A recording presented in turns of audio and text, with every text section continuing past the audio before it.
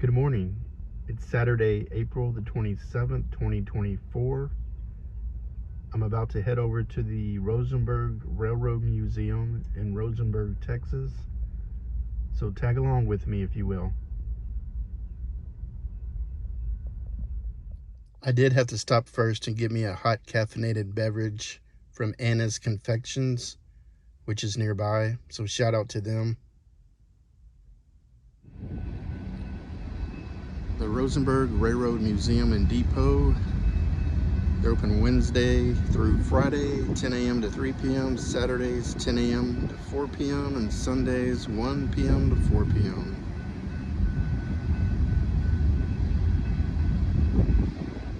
All right, I'm about to go in, check it out, get my ticket, start the tour. So let's go.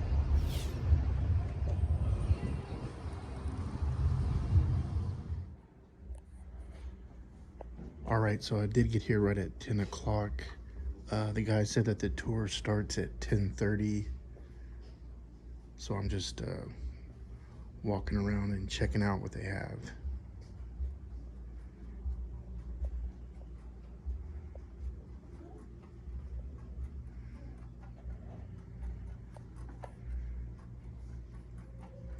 That's pretty cool. Looks like they have a video of the train tracks outside.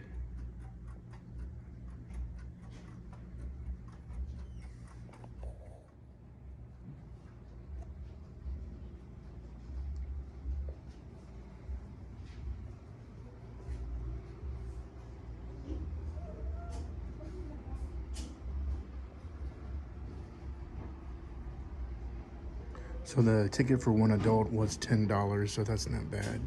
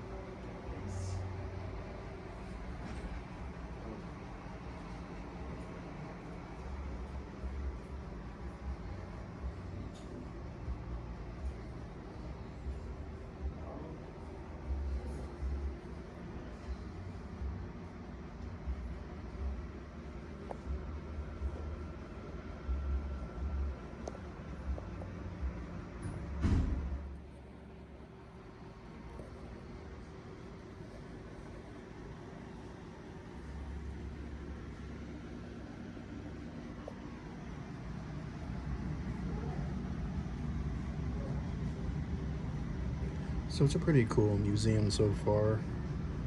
Just waiting for the tour to begin. And that'll all take place outside.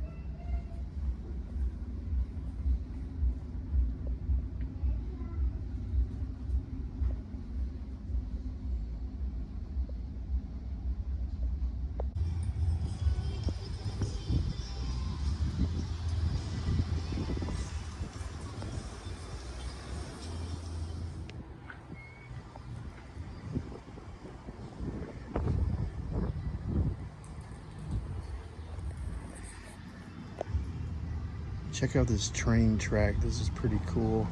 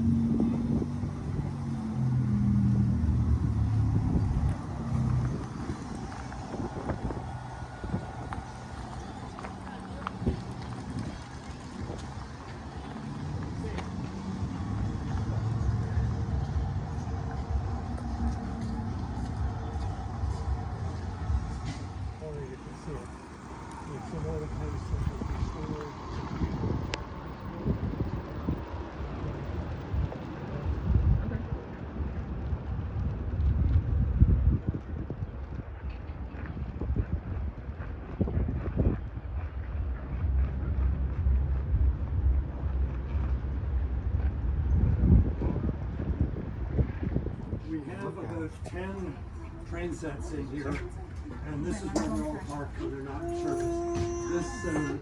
This box here is air conditioned with the museum, so all of this stuff stays cool and dry right here. These electronics don't like water very much. We can run the trains in just about any kind of weather except rain. If it starts raining, then we park them. Crew of 6 was required to run steam trains.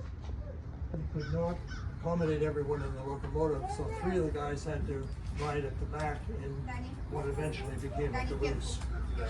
This is probably one of the last cabooses that was built. It was built in 1972 for the Missouri Pacific Railroad, and it was only used for about 10 years.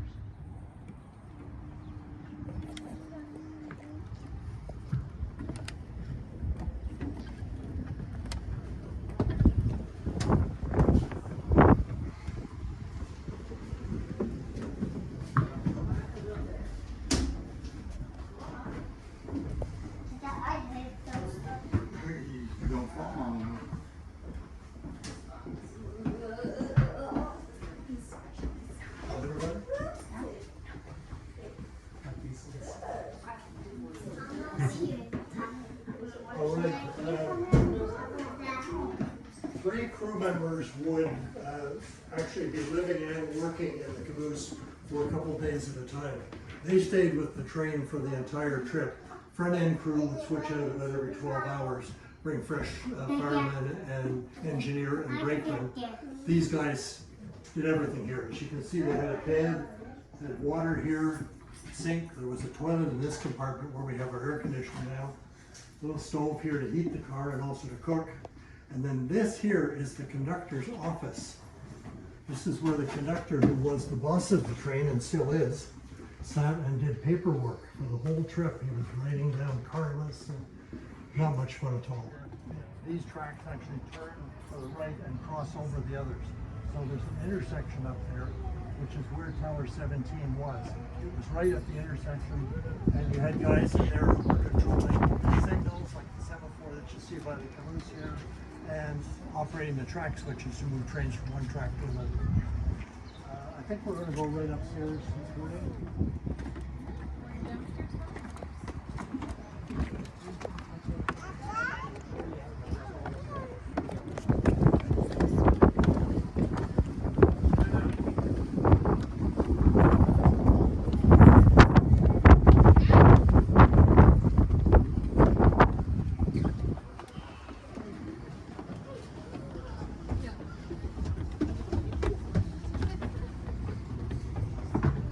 Is this all going on YouTube tonight? Yeah.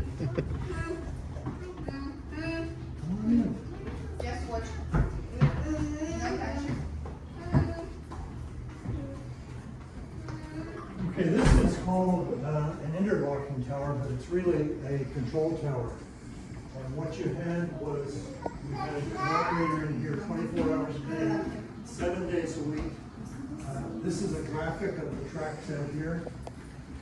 We are just about by number 17 there, and just up there, about half a mile, just past the bridge, is where the tracks cross over each other. Could I have a volunteer to help? Would you like to help me? Yeah, I am. Okay. What would happen is the train would come, one of the diamond-shaped lights would light up, bell would ring, he'd know where the train was coming from, where it needed to go. Assistant, Go. you can't wander off, you could derail the train. Would you like to try it? Okay. Grab number 8, squeeze it, and pull it right out towards you. That's it, a little bit more. No, I think you got it, okay. Now, what she's done here is she's lined up the tracks for an east-west train. And here you are. You pull number 2 now. You see the green light came on. So what she's done is she set up the crossing so only east-west trains can go, and then showed a green signal down there for an eastbound train to come through. Whenever you see red, it means that there's a train going through. So at this point, there should be a train on the second track out there. Unfortunately, this doesn't give us live information anymore. The railroads used to send the signals to the switches and signals by radio, which we could listen to like you would with a scanner, and then we would interpret the electronic signals and insert the colors on here. So we knew where the trains were. Wherever you see green, it means the dispatcher has told the train that he's okay to go. The only piece that's still in service is this little piece that runs from the intersection here down to Kendleton, which is about 20 miles south of here. That's Kansas City Southern Railroad, which still uses the radio. Union Pacific and BNSF don't anymore, so we can't see what's going on anymore.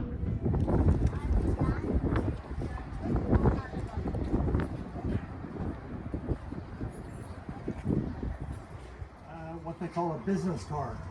Now this car actually should not even be in South Texas because it was built in Toronto in Canada back in 1879. And originally the car was all wood, body was wood, frame was wood. The only metal would have been the wheels and axles and the truck that they sit on. This car ran as a passenger coach on a short route between Toronto and a point about 70 miles north for about 10 years. And then that little railroad was bought by Grand Trunk Railway. Grand Trunk continued to run the passenger route for another 10 years. And then in 1900, they made a conversion on this car. They converted it from a passenger coach into a business car.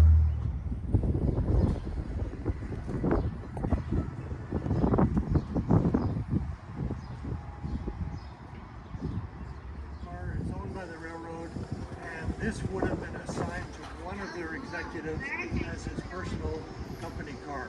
So it'd be like having a corporate jet these days, or maybe a chauffeur limousine. This was for the service of one guy to travel around his railroad. He traveled with a business assistant and with a steward. Steward being the person who cooked and cleaned and looked after the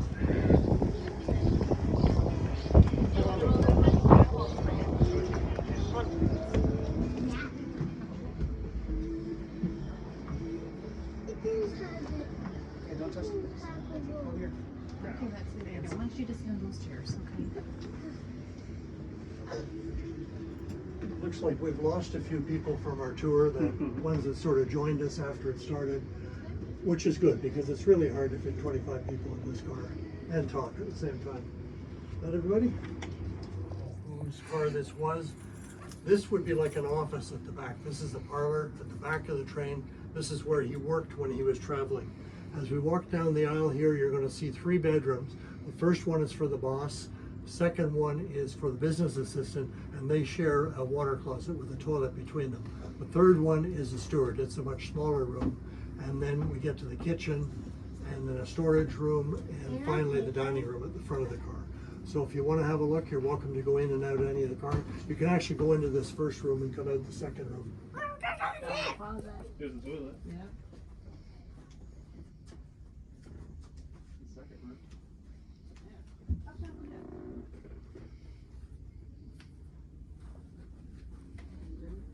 This has all been restored to what it looked like in about 1925.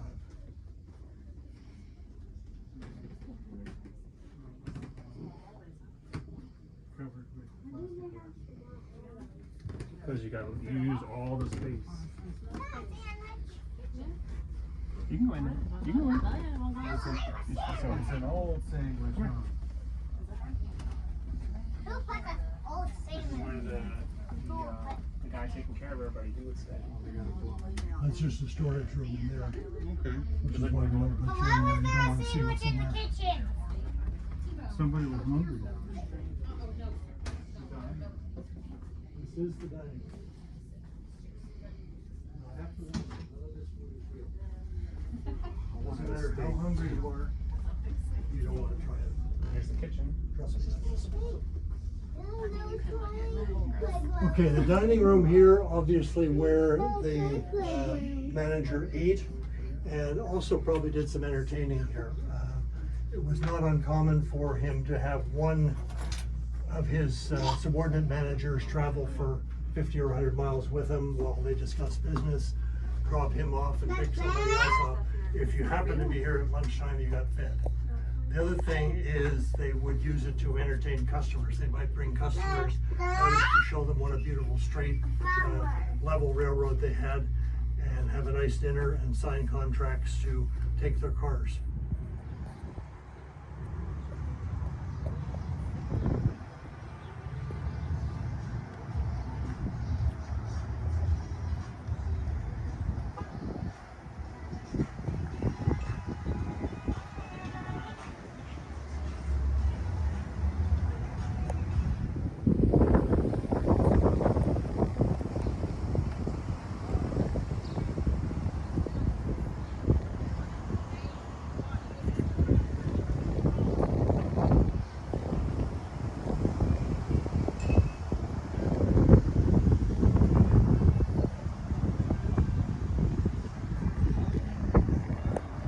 This is the newest piece we have here, and then this Ryan L layout was actually built by our volunteers, so that's pretty neat as well.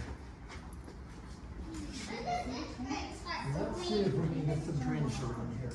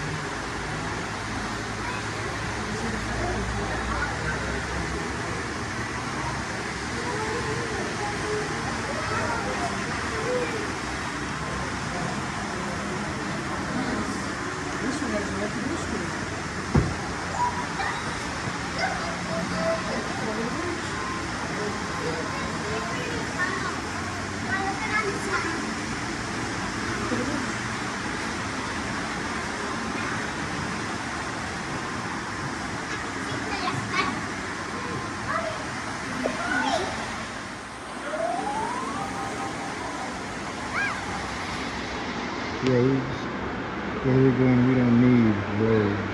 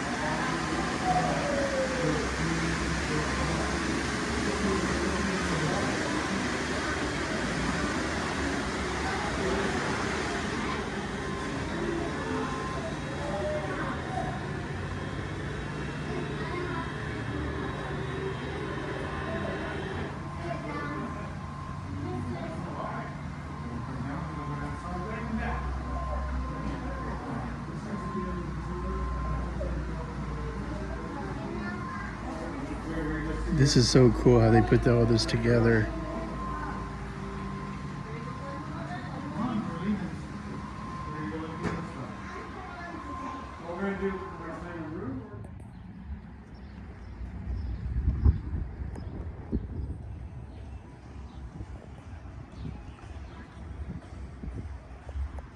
Alright, that's going to do it for my video today. Thank you for joining me.